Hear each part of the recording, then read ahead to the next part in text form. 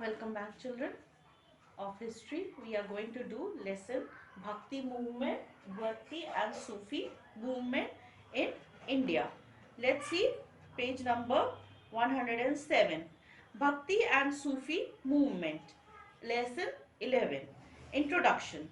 The medieval period in India saw the rise and new religion, ideas and philosophies, the most popular being Bhakti and Sufi movement. The teachings of the saints are still relevant and the prayers and songs are sung with great devotion.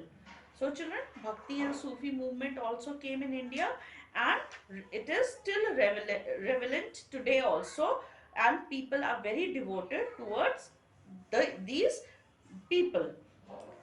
Let us now find out about them. Bhakti movement. The Bhakti movement was a very important change in social and cultural history of India. Bhakti means devotion. It is derived from Sanskrit word bhaj, which literally means to utter. But the devotional meaning to dedication to the Supreme who has great power and knowledge. The origin of Bhakti movement can be traced back to ancient texts such as the Vedas and Upanishads that tells us about the devotion to one supreme God. According to Bhagavad Gita, bhakti, devotion, jnana, knowledge, and karma, action, are the three main to salvation. So these are the three things which lead to salvation. What is that, children? That is bhakti, jnana, and karma, devotion, knowledge, and wisdom. The movement was started by Adi Shankaracharya in AD 9th century. Cause of rise in Bhakti movement. The social evil that existed in the society of that time gave rise to a new religious philosophy. The rigid caste system oppressed the lower caste and brought inequalities. The expensive and complex ritual led to the oppression of the lower caste. They were exploited in the name of religion. So children, as you know, in previous earlier times, people were oppressed due to their background.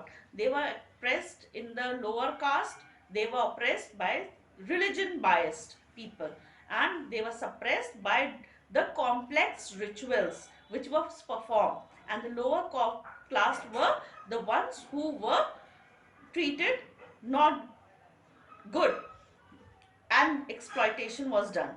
The Brahman class exploited others and the name of rituals and sacrifices.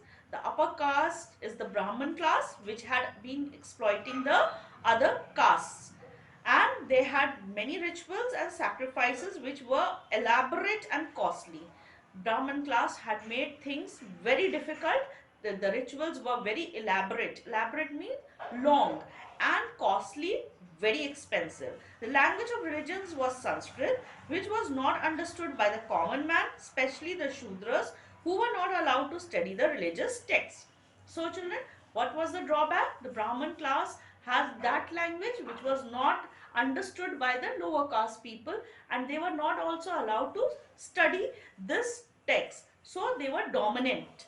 Muslims gradually became the ruling class. The concept of brotherhood and practice of monotheism or one God in Islam appealed to the liberal-minded Hindus. What now attracted the lower caste people? The liberalization, that one God which is preached by the Muslims, that brought liberalism between these class features. The Bhakti movement concentrated on devotion on one God. Bhakti means that people were concentrating on believing in one God. He had different names, Ram, Rahim, Allah or Ishwar, but he was the one supreme, or they were given names. God was given name, but was preached by one name, God, the one supreme. According to the Bhakti saints, Bhakti was supreme to Gyan or Karma. Bhakti was supreme to Gyan and Karma. The saints which believed, they only believed in Gyan and Karma. God could be found not only through Bhakti. Where you can find God? When you are in devotion. Bhakti means devotion. A guru was the medium to attain salvation. He was the path to God. He had the power to lead the devotees to spiritual world, away from the material world. Bhakti emphasized equality of men and respect of all religion. It was favorable towards a peaceful non-existing of Hindus and Muslims.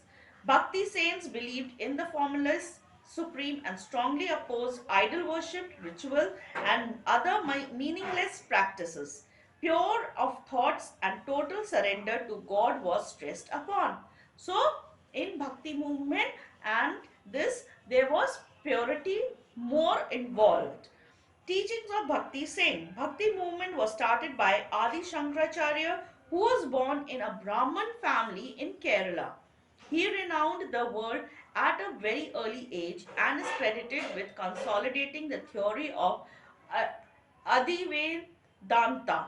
His works explained the theory of Upanishad. He started four monasteries, Mat and Singari, Dwarka, Puri, Srinagari, Dwarka, Puri and Jyotimat for the propagation of this theory. The other important Bhakti saints were Kabir. Kabir was one of the most influential Bhakti saints of northern India. Brought up by a Muslim weaver, he was a critical of both the Hindus and the Muslims. He believed that a person who was passively detached from the material world and treated all creatures equal could find true God. No rituals or scriptures were needed for real bhakti. His writing was in the form of couplets called doha. His poetry was Hindi, browsing words from Avadi and Brij dialects. So Kabir was a person who brought the Hindus and the Muslim faith together, and in that he removed the main practice of scripture reading was not required, and rituals were, he was against these two things, rituals and scripture reading. And he said a person can be devoted to God physically, and he was in he was the saint from the northern India, and he believed in the Hindi, and the word which he used was Avadi and Bridge, and the couplets which he was using was called Doha. Janeshwaram. Saint Janeshwar was an important Bhakti saint in Maharashtra.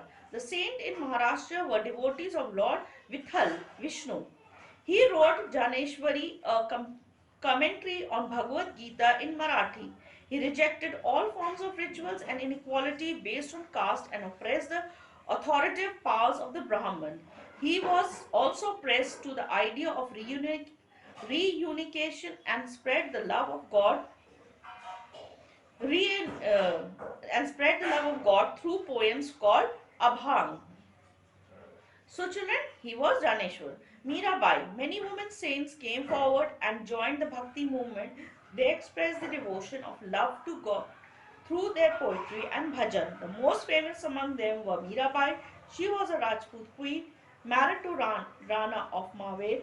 Her, excuse me children, Bhajan spread the message of her love and devotion to Lord Krishna. She had completely surrendered herself to him, disregarding her family and society. So children, till here we will end our session. We will meet in the next session of the video. Thank you children.